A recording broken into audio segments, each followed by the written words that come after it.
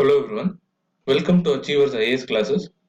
Let's begin our discussion on the current events of 8th February 2018. The first issue is an editorial regarding the Kap Panchayats. The Kap Panchayats have been in news for all the wrong reasons, ranging from restrictions on women's code to honor killings.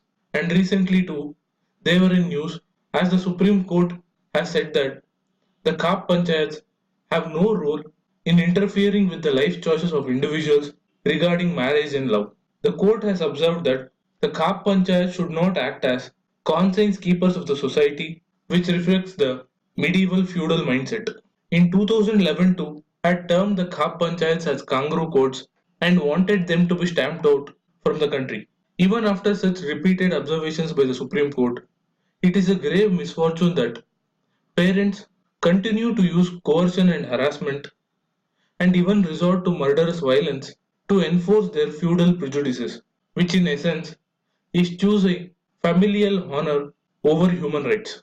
What's even more disturbing is even educated and presumably socially advanced sections too resort to such violence to enforce age-old taboos such as prohibition of marriage between individuals of the same gotra among Hindus.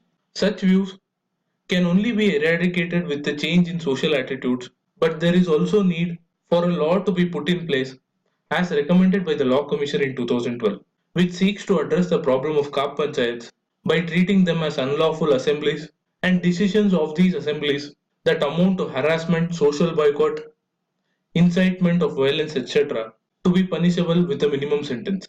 Ultimately, whether the solution is through social transformation or through legislative change as suggested by the Law Commission, the feudal institution of the Kap Panchayats demand no sympathy in a modern society and have to be stamped out. With that said, let's move on to the next issue, which is regarding the recent cabinet decision to increase allocation for the Pradhan Mantri Ujjwala Yojana. The Pradhan Mantri Ujjwala Yojana is the largest intervention targeting women to provide free LPG connections to BPL households, thereby providing access to clean cooking fuel to women.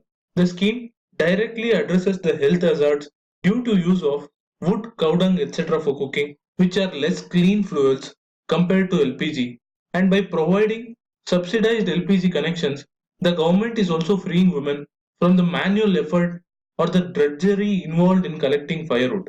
Adding to these benefits, a smoke-free house will also protect the health of children. Therefore, the recent cabinet decision to increase allocation for the scheme is a step in the right direction. With that being said, let's move on to the next issue, which is regarding the recent cancellation of mining leases in Goa by the Supreme Court.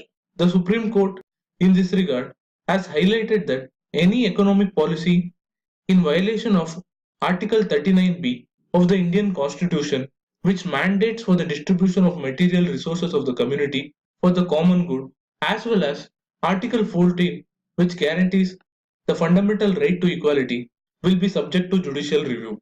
This is an important observation because economic policy is an exclusive domain of the executive, meaning any interference by the courts is against the doctrine of separation of powers between various organs of the government. Therefore, the Supreme Court has also observed that the judiciary must be very cautious and circumspect in diluting or setting aside an economic policy of the government. With that, let's move on to the next issue, which is regarding the recent announcement of the policy rates by the RBI. The RBI has retained a neutral stance on the policy repo rates due to concerns raised over rising inflation and various other factors, as I have already pointed out in yesterday's news analysis. Just to reiterate, the retail inflation is close to the 6% threshold mandated to the RBI due to factors like rise in prices of petrol and diesel, concerns raised over government's failure to stick to the fiscal deficit target, the higher minimum support price offered to the farmers, which could result in inflationary impact on various commodities, the proposed increase in customs duty, etc., thereby prompting the RBI to take a hawkish stance on reduction of interest rates. Having said that, let's move on to the next issue, which is regarding a shipwreck found in Vishakhapatnam. The news article is important because they have found a critically endangered species of Goliath grouper at the shipwreck site in Visakhapatnam. It is considered to be an extremely rare species of Goliath grouper fish, considered to be a keystone species of the ecosystem, and are entirely protected from harvest in the United States. Given the extremely rare site and the dwindling numbers worldwide, it is an amazing find. From the examination's perspective, remember that the Goliath group of fish is critically endangered as per IUCN, and it is a keystone species. With that, I wrap up today's news analysis. Do like, share, and comment to support this initiative. Thank you for watching. Have a nice day.